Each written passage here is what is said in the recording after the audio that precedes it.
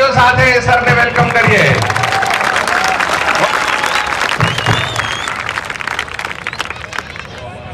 अस्सलामु अलैकुम वरहमतुल्लाहि वबरकातुहू. बेपनाह शुक्रिया अदा करता हूँ कि अल्लाह ने मुझे यहाँ आपके सामने खड़े होकर कुछ देर कुछ बातें रखने का मौका अल्लाह ने दिया है. और मैं शुक्रिया अदा तमाम इस प्रोग्राम के ज़िम्मेदारान का भी करना चाहता हूँ कि आप लोगों ने बड़ी मोहब्बत से इस प्रोग्राम को रखा है, और वो भी इन गर्मी के दिनों में इतने तादाद में लोग आना बैठना, ये साबित करता है कि हमारी कौम जाग चुकी है और एजुकेशन के नाम पर भी इतने लोग इकट्ठा हो सकते हैं माशाअल्लाह. वरना बचपन में हमें ऐसे नज़ारे सिर्फ पॉलिटिकल लीडर्स के भाषणों में भी नज़र आते थे, लेकिन आज एजुकेशन में इतनी प्यारी बहनें और इतने सारे बच्चे मर्द हजरात आए हैं. ये साबित करता है कि आप सब लोग इक़रा के एम्बेसडर्स हैं. और मैं बेपनाह शुक्रगुजार हूँ मौलवी हुज़ैफा साहब का भी, क्योंकि इस गुजरात में सबसे पहले मेरी मुलाकात मौलवी हुज़ैफा साहब से हुई थी 10 साल पहले, 12 साल पहले. उसके बाद आपने मुझे महाराष्ट्र में बहुत से मोटिवेशनल टॉक्स मेरे करवाए. वो बहुत हस्ती है, अपने आप को पीछे रखकर मुझे आगे लाकर मुझे मौके दे रहे हैं. और यहाँ जितने भी ऑर्गेनाइजेशंस हैं, मेमन कम्युनिटी यहाँ पर बड़ी मशहूर है, और उसमें बहुत से और भी कई कम्युनिटीज़ हैं. उन तमाम कम्युनिटीज़ के लीडरान ज़िम्मेदारान को मैं सलाम भी करता हूँ और शुक्रिया भी अदा करता हूँ कि आप लोगों ने 1 महीना पहले इस प्रोग्राम के लिए काविशें शुरू किए थे. और बिल्कुल 1 महीना पहले ही मेरा भी वर्कशॉप हैदराबाद में समर कैंप के तौर पे चालू हुआ था, और पहले दिन से मुझे पता चल रहा था कि यहाँ बहुत मेहनत की है आप लोगों ने. जितने ज़िम्मेदारों ने मेहनत की है उन सबको मुनव्वर ज़मा का सलाम. आप लोगों ने एजुकेशन के नाम पर ये प्रोग्राम को मुनक्किद किया, और मुझे यकीन है कि आने वाले दिनों में मुझ जैसे बहुत से मोटिवेशनल स्पीकर्स को आप यहाँ पर बुलाएंगे. मोटिवेशन क्या चीज़ होती है?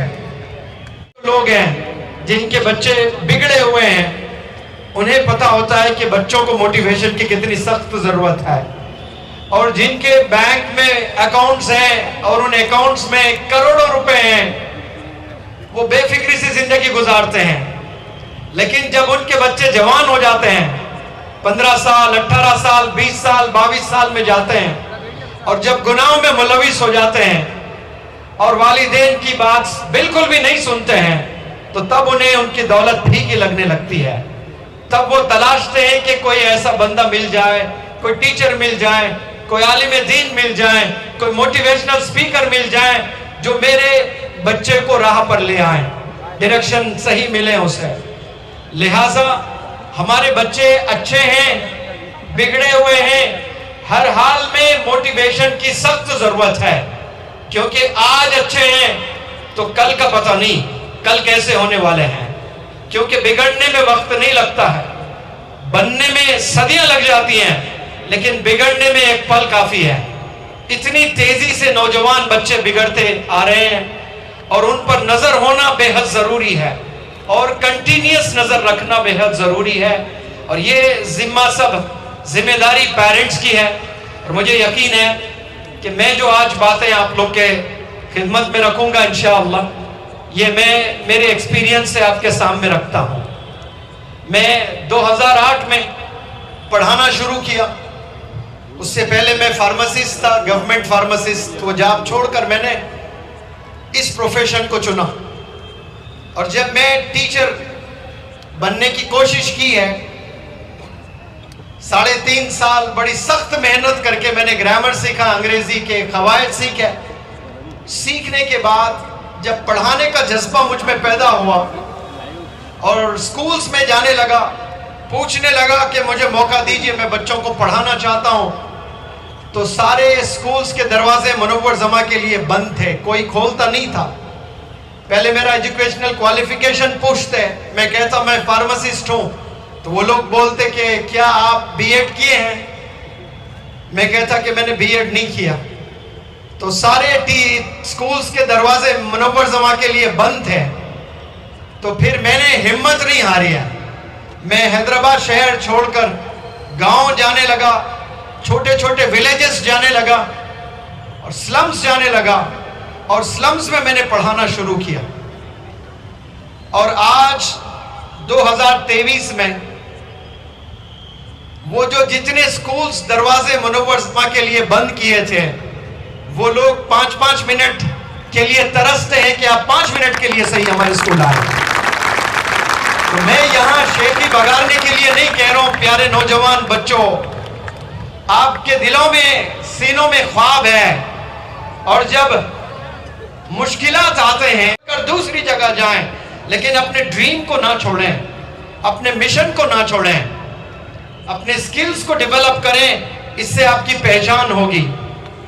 ابھی انسپیکٹر صاحب اتل سونارا صاحب نے مجھے چیلنج دیا ہے، اور آپ لوگ کو بھی چیلنج. اور وہ جو بچے ملوث ہے ڈرگز میں، ان کو تو اللہ کی اور بھگوان کی قسم کھا کر وارننگ بھی دی ہے کہ میں بخشوں گا نہیں، میں چھوڑوں گا نہیں. یہ کتنا درد لے کر آپ نے کہا ہوگا. یہ وہی پیرنٹس کو پتا ہے جن کے بچے ڈرگز میں انوالوڈ ہیں. ادروائز ہم لوگ بہت خوشی سے زندگی گزار رہے ہیں، لیکن کب بچہ ٹریک چھوڑ دے گا، ڈیویٹ ہو جائے گا، ہمیں پتہ نہیں ہے. تو پہلے میں میرے ابا حضور کی ایک چھوٹی سی ٹیچنگ میں آپ کے علم میں لے آنا چاہتا ہوں. پھر جس مقصد سے مجھے یہاں پر بلایا گیا اس پر میں بات رکھتا ہوں انشاءاللہ.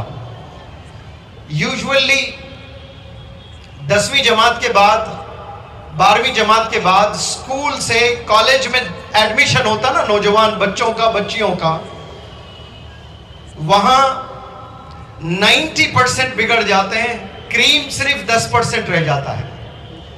اسکول کی زندگی بالکل الگ. اسکول میں ڈسپلن ہوتا ہے، اسکول میں ٹیچر سے خوف ہوتا ہے، ڈر ہوتا ہے. لیکن جیسے یونیفارم ہٹ جاتا ہے، کلر ڈریس میں آتے ہیں اور کالج میں جانے لگتے ہیں نوجوان بچے، تو پہلے تو ڈریسنگ چینج ہو جاتی ہے، سائیکل ملتا ہے، سائیکل سے ان کو بائکس ملتے ہیں. اب وہاں کتنے گناہوں میں وہ لوگ ملوث ہوتے ہیں. ہم لوگ جب کالج میں تھے تو 12th کے بعد گریجویشن میں جو بچے ہوتے نا، وہاں سے بگڑنا چالو ہوتا تھا. لیکن میں نے 3 لاکھ بچوں کو پڑھایا ہے، 22 اسٹیٹس میں میں نے ورکشاپس کیے ہیں، پورے ہندوستان کے 22 اسٹیٹس میں. اور ایک دن جیسے آج صورت آیا نا، ایسا لیکچر کی بات نہیں کر رہا ہوں میں، 40 دن جا کر آسام میں، جودھ پور، 22 ایسے اسٹیٹس میں جا کر میں نے ورکشاپس کیے ہیں. میں پورے دعوے سے کہہ سکتا ہوں کہ جو بچے 20 سال میں بگڑتے تھے، اس زمانے میں وہ 10 سال میں بگڑ رہے ہیں.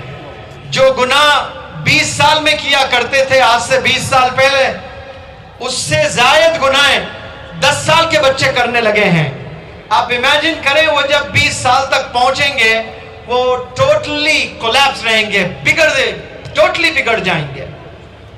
تو میں جب 12th پاس کر کے گریجویشن میں گیا تو میں دوستوں کے ساتھ کھڑا ہوا تھا. میرے ابا حضور گزرے، ان کی نظر پڑی، سب لوگ سگریٹ پی رہے تھے، میں نہیں پی رہا تھا، دوست پی رہے تھے.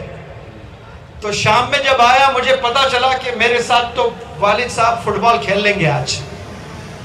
تو والد صاحب نے مجھے ڈانٹا نہیں، مجھے مارا نہیں، مجھے بٹھا کر کرسی پہ کہا کہ بیٹا میں میڈیکل فیلڈ سے ہوں، فارماسسٹ ہوں، گھر کے سامنے روزانہ شام میں عصر سے مغرب تک بیٹھتا ہوں. چھوٹے بڑے ہندو مسلمان جو بھی جاتے ہیں ان کو روزانہ کونسلنگ کیا کرتے تھے کہ شراب نہیں پینا، سگریٹ نہیں پینا، گٹکا نہیں کھانا. ایسے شرابیوں کی کونسلنگ کرتے تھے جو یقین 1000% کہ یہ بندہ کبھی شراب چھوڑنے والا نہیں. اس کو فیبولس بوزر کہتے ہیں، یعنی اب وہ تصور بھی نہیں کر سکتا کہ میں بنا شراب جی سکتا ہوں. ایسے شرابیوں کی بھی کاؤنسلنگ کرتے تھے. تو وہ مجھے کرسی پر بٹھا کر ایک بات بولے ہیں جو آج تک یاد ہے. نوجوان بچوں اسے بہت غور سے سننا آپ لوگ. میرے ابا حضور نے کہا تھا کہ بیٹا میں روزانہ کاؤنسلنگ کرتا ہوں کہ یہ سگریٹ، یہ ڈرگز، یہ پان، یہ گٹکا اور مزید یہ شراب ایسی چیزیں نہیں پینا. اور آج میں نے آپ کو آپ کے دوستوں کے ساتھ کھڑے ہو کر دیکھا سگریٹ پیتے ہوئے. تو میں نے والد صاحب سے کہا کہ میں نہیں پی رہا تھا. تو تب والد صاحب نے کہا اگر آپ پیتے بھی ہیں نا تو آپ میرے بیٹے ہی رہیں گے. آپ اگر سگریٹ روزانہ بھی پیتے ہو آپ میرے بیٹے ہی رہیں گے، لیکن میرے دل میں آپ کے لیے محبت نہیں رہے گی. وہ بولنا کیا بولنا تھا، میں نے کبھی سوچا بھی نہیں. شاید میرے مقدر میں ہوتا سگریٹ پینے کا تب بھی میں سگریٹ کو کبھی ہاتھ نہیں لگاتا، کیونکہ وہ ایسی موٹیویشنل لائن تھی جو میرے دل میں پینیٹریٹ ہو کر ہمیشہ کے لیے بس گئی ہے. میں نے سوچا کہ والد اگر میرے نہیں ہیں تو پھر اس دنیا میں میرا جینے کا کیا مطلب ہے. میرا والد مجھ سے محبت نہیں کرتا ہے. 800 کروڑ لوگ اس دنیا میں ہیں، وہ لوگ مجھ سے محبت کرتے ہیں نہیں کرتے ہیں یہ اور بات ہے. میری ماں کہتی ہے کہ میں تجھے نہیں چاہتی. میرا باپ اگر کہہ دے کہ میں تجھے نہیں چاہتا تو اس زمین پر جینا ہی جینا نہیں ہے. وہ تو اللہ کہتا ہے کہ تیرے والدین راضی تو میں راضی. اس کا مطلب صاف کہ والدین اگر ناراض ہے تو اللہ بھی ناراض ہے. تو کتنے نوجوان بچے آج والدین کو ناراض کر رہے ہیں.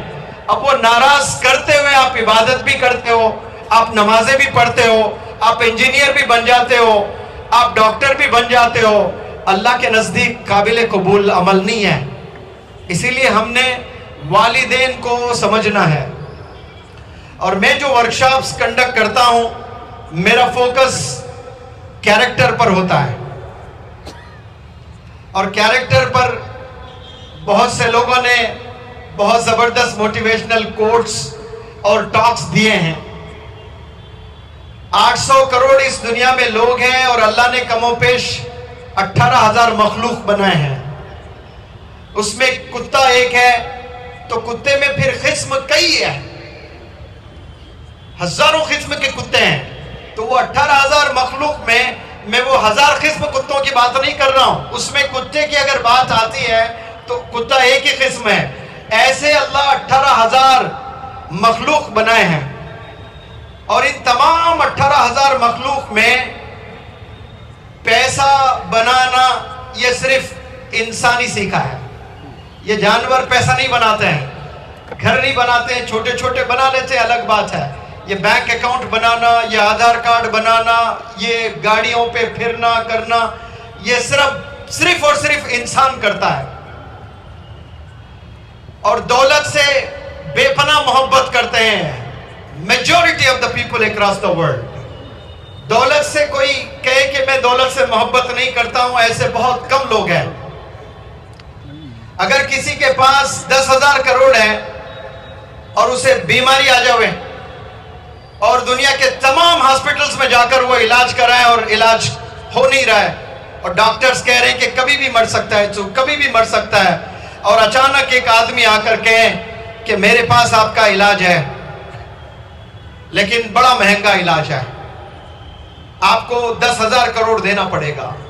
تو اپنی جان بچانے کے لیے وہ جس سے پاگل پن تھا اس کو پیسے بنانے کا جنون تھا، اس نے اپنے والدین کو ترک کر دیا، دوستوں کو دور کر دیا، نشہ تھا اس کو پیسے بنانے کا. وہ سارا پیسہ لے آ کر پھینک دے گا اس کے ہاتھ میں، میری جان بچا لے تو.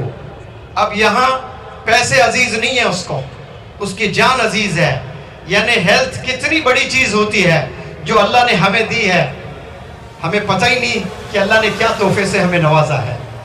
جو 10,000 کروڑ بھی لٹانے کے لیے تیار بندہ ہے اور آج ہم لوگ صحت مند ہیں اور ہم ناشکر گزار ہیں اللہ کا.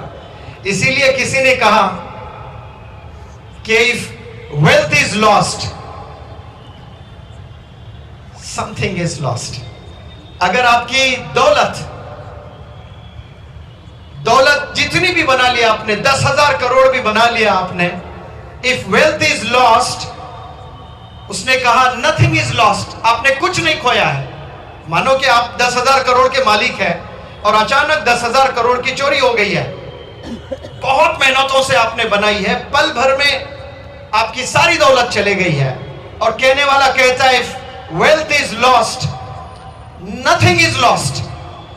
اور پھر کہہ رہا ہے if health is lost, something is lost, یعنی آپ نے کچھ کھویا ہے. پھر تیسری لائن غور فرمائیں, if character is lost, everything is lost. اگر آپ کا کیریکٹر نہیں ہے نا تو پھر آپ نے سب کچھ کھو دیا اس دنیا میں.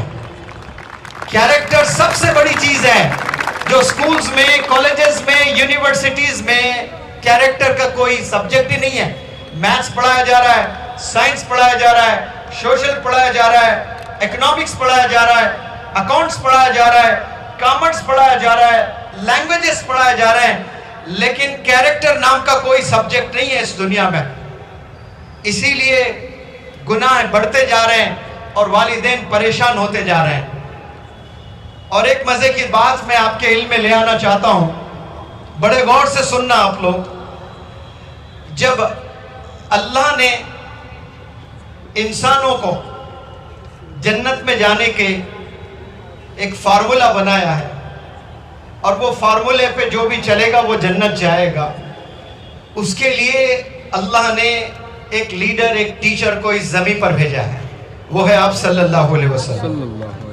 اور جب آپ صلی اللہ علیہ وسلم کو یہ ذمہ داری دی گئی کہ انسانوں کو جنت میں لے جانا ہے, بڑی ذمہ داری آپ صلی اللہ علیہ وسلم کے شولڈرز پر تھی. رحمت العالمین بنا کر اس زمین پر بھیجا گیا تھا, اور آپ صلی اللہ علیہ وسلم کو اللہ کا میسج آتا ہے کہ آپ نے اسلام کی پیاری پیاری باتیں اپنے گھر والوں کو بتائیں. پھر کچھ دن بعد پھر میسج آتا ہے اپنی فیملی ممبرز کو بتائیں. تو اس وقت میں دشمن اسلام بڑے پیچھے لگے ہوئے تھے, سازشیں چلتے تھے مارنے کے, بدنام کرنے کے. تو آپ صلی اللہ علیہ وسلم بھی چھپ چھپ کر اپنے گھر والوں کو بتایا کرتے تھے. اور ایک دن آیا کمانڈ اللہ کا آپ صلی اللہ علیہ وسلم پر کہ ابھی چھپ چھپ کر یہ باتیں نہیں بتانا ہے, آپ نے علل اعلان سب کے سامنے بتانا ہے. تو آپ صلی اللہ علیہ وسلم پہاڑ پر آئے مکے میں, سارے لوگوں کو جمع کیے, اور جمع کر کے کہنا تو یہ تھا آپ صلی اللہ علیہ وسلم کو اللہ کا میسج سیدھے کہ یہ دیکھو یہ اللہ کا میسج ہے آپ کے سامنے میں رکھتا ہوں. تو اللہ کے نبی آپ صلی اللہ علیہ وسلم نے اللہ کی بات کو نہیں رکھا. اب غور فرمائیں, تو اللہ کی بات کو نہیں رکھا تو پھر کیا رکھا؟ رکھنا تو اللہ کا کمانڈ ہے, بادشاہوں کا بادشاہ اللہ, یہ بات رکھیں. تو آپ صلی اللہ علیہ وسلم نے پہلے بات نہیں رکھا, پہلے تمام عوام سے پوچھا کہ how did you find me all these days. English میں نہیں پوچھا, عربی میں پوچھا. آپ صلی اللہ علیہ وسلم نے پوچھا ہے ان دنوں آپ مجھے کیسے پائے ہو. ایک وقت یعنی آواز آتی ہے, آواز گونجتی ہے کہ ہم نے آپ کو الصادق الامین مانا ہے. تو آپ صلی اللہ علیہ وسلم مطمئن نہیں تھے. آج میری کوئی تعریف کرتا ہے تو بڑا خوش ہو جاتا ہوں میں.